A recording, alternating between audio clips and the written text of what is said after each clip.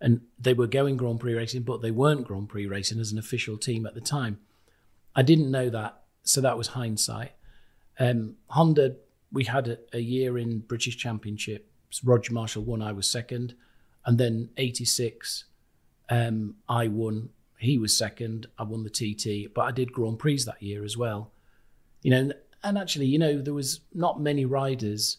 Rob Mack could boast this, but not many could, that could win a TT, win a British Championship, and be on the front row of the grid at a Grand Prix.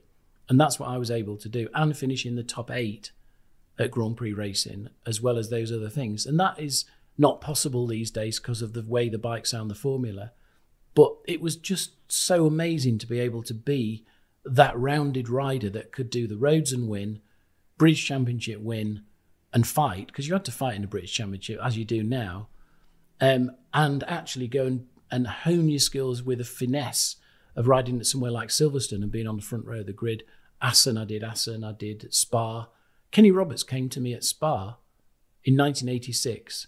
He walked in the garage and he said, "Who's this guy riding this bike?" Obviously it was me. So I said, "It's me." He said, "How many times have you raced here?" Looked at me straight in the eye. "How many times have you raced here?" And I said, "I've never been here before." He said, "You're on the same part of the track, the right part of the track, every lap, every corner." I was on the front row. I was like 6th fastest amongst the established guys. So it was fantastic. I really gelled well with that, the NS 500. There's the RS and the NS 500. I really gelled well with it.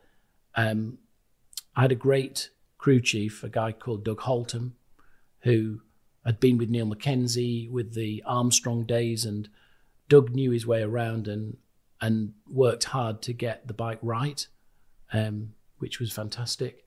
The team were great in general. Chris Mayer was part of the team, which ironically came around again. Chris was part of the Honda team then. I was teammate to my great friend Roger Marshall, and that was difficult for him because I go from him picking me up and my mum getting him to look after me and him keeping my fluids up to me able to become his teammate and then beat him. So it was quite an extraordinary journey through all of that emotion, if you can imagine.